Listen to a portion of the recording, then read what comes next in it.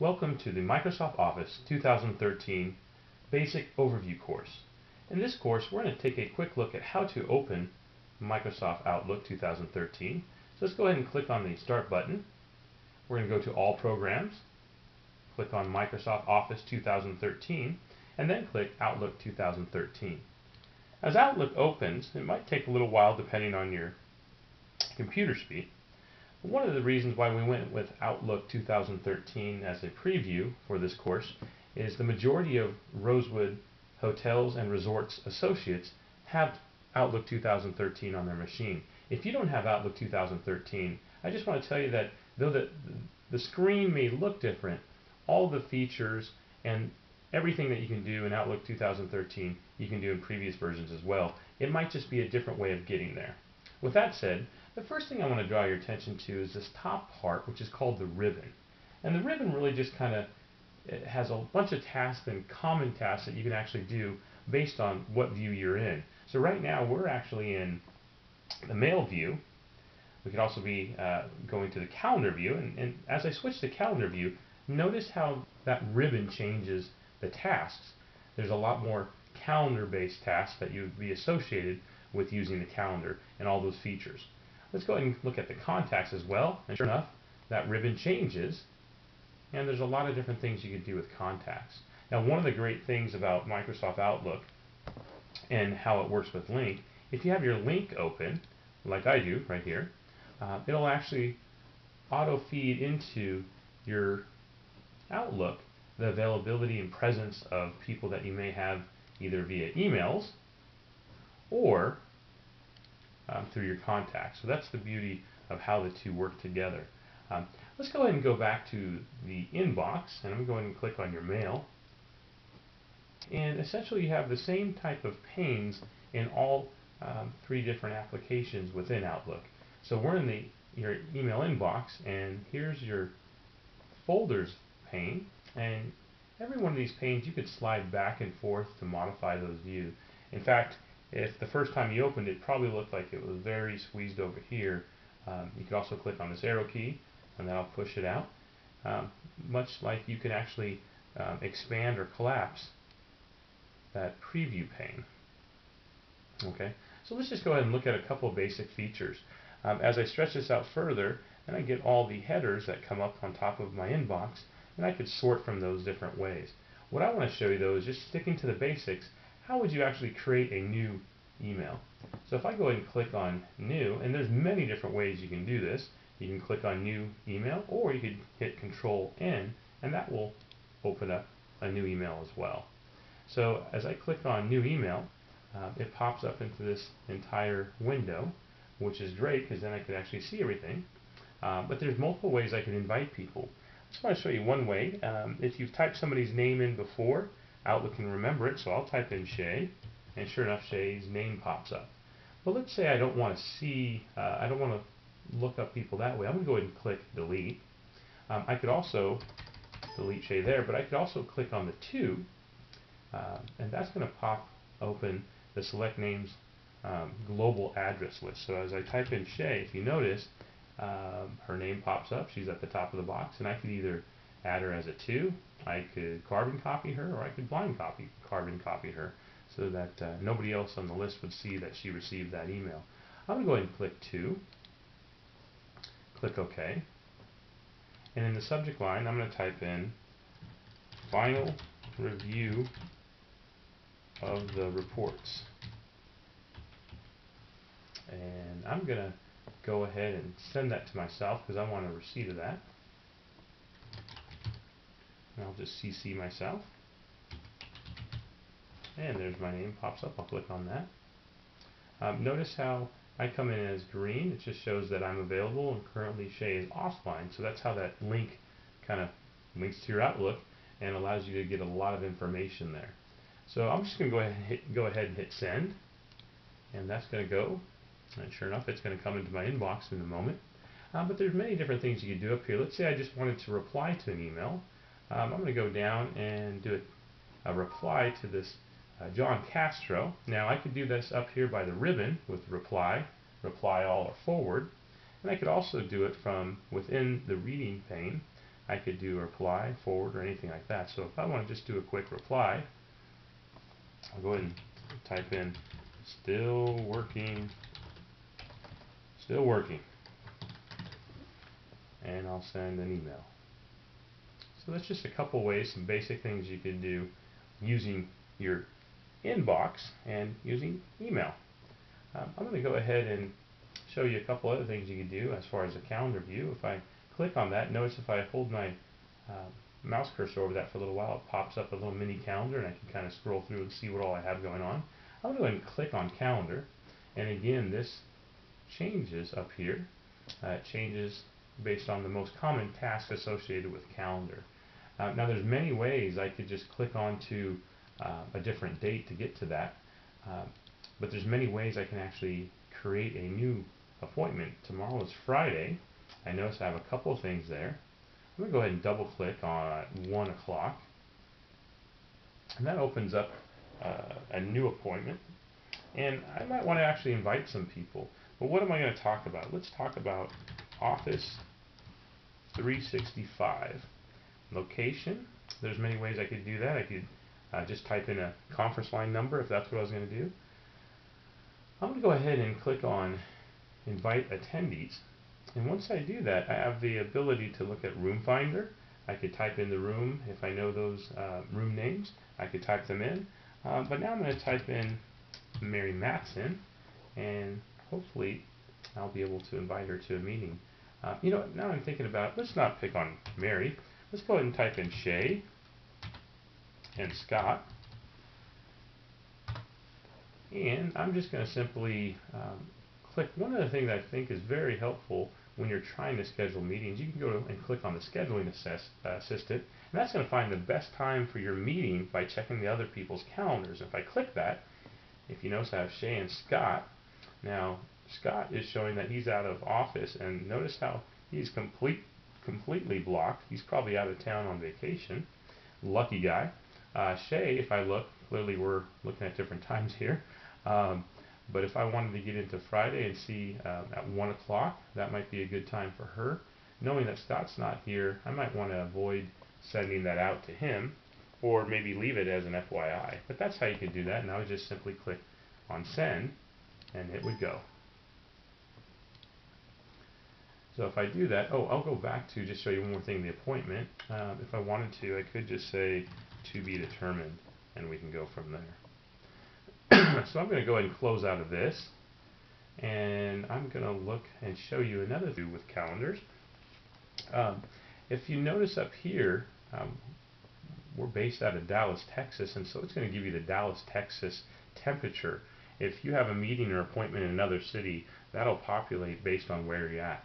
You could always click on the add location drop down arrow button and type in a new location, or go to New York. You could also notice up here you could do a day view, a work week, so it just has Monday through Friday. You could do the entire week, Sunday through Saturday, as well as you could go the month view. So these are just some basic options that you can do using the calendar. Again, trying to show you that whatever functions you used to do in the past, you could still do in Outlook 2013. I'll bet that there might even be some more exciting features and different ways that you can go about doing that. Let's go ahead and click on Contacts. And if you notice, anytime I hover over one of those icons at the bottom, it'll actually pop up a different information box, so I could actually open up a chat or send an email right from there. But I'm going to click on Contacts, and again, every one of these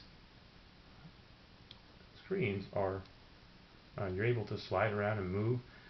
Sometimes people want a little more room to see either the contact itself or the list. But with that said, I'm going to go ahead and kind of show you some basic ways to add a contact. Now if you notice, I have a couple of contacts here, and the great thing is you could just double click on some of them, and it'll pop up their contact card. You can see a lot of great information about them. I'm going to go ahead and close that one. One thing that I can do is I can actually just create a new contact by going over here and clicking create a new item, and up pops an entire new contact where I could actually fill out the name, the company, the title, put in their email, all those good things.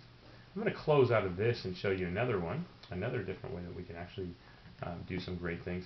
I'm going to go back to our email, or back to our inbox, and if I wanted to create if I wanted to create a couple more signatures, contacts, I could actually go ahead and find somebody, and I'm going to double click on John Castro, and that's going to pop open his email and to the full screen, and then I'm going to go ahead and just hover over.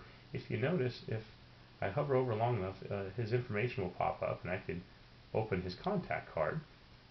And once I do that, I can do many different things. I could send an IM, I could make a call over the internet, I could do a video or things like that, or I can even send an email. But what I want to show you particularly is if I go ahead and click on these three dots that represent view more options for interacting with this person, when I click on that, I could link to contacts, I could add to instant messaging contacts, and I'm going to go ahead and link contacts, and here it comes up, and I could actually link multiple contacts for that person, and that's going to let me view all their information on one card. So for some reason, if you have a contractor working for you, or if you have a personal and professional contact over the years you've connected those, that's one way you could link those. Another thing I could show you though is if I want to, I can add to instant messaging contacts and click under other contacts.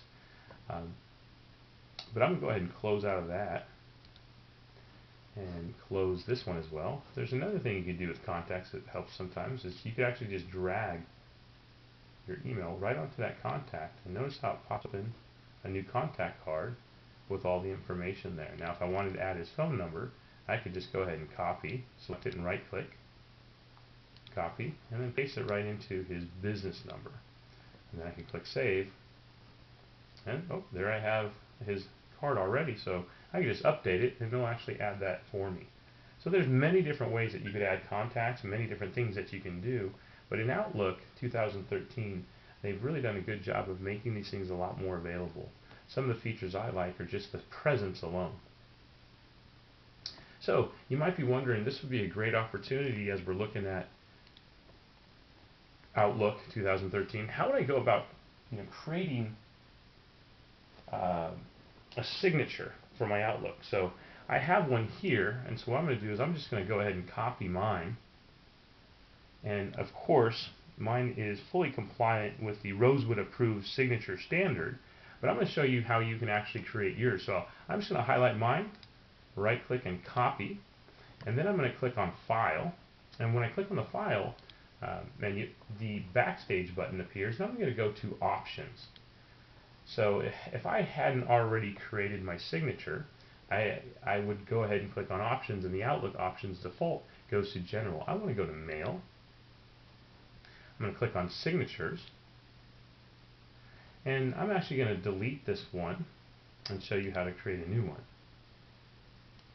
So this is just a warning box that comes up that tells me I'm going to delete it, which is fine. I'm actually just going to recreate it for you. So the same way I got here, I'm going to click on new. I'm actually going to type in Rosewood all over again. Click OK. And remember how I copied my signature from my email? I'm going to go ahead and click into that body there, and I'm going to right click and paste with the keep source formatting. And if you notice, it actually gets my information in there, Times New Roman 10, and then I'm going to have my title, Times New Roman in size 11. So there's Dave Bunch, Corporate Manager of Hotel Systems. That's not my official title. My official title is Dave Bunch, Corporate Manager of Fun. And so I just changed that. I'm going to go ahead and click OK. And while we're here, that's how you change your signature. Another thing that you really want to do to make sure that you keep with Rosewood approved standards is to change that stationery and font sizes. So I'm going to go ahead and click stationery and fonts. And I'm going to first click on the new mail messages. So any new mail that I create, I want to make sure that I put it in the appropriate font. I click the font button.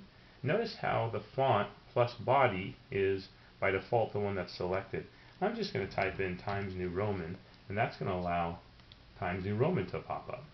I'm then going to click regular, and I'm going to click 11, and I'm going to click OK. And that's how you reset for the new mail messages. I need to do that, the same thing that I just did for replying or forwarding messages. So I'm going to do that same thing. Type in Times New Roman. Nope, and there it pops up. I'll click on regular, 11.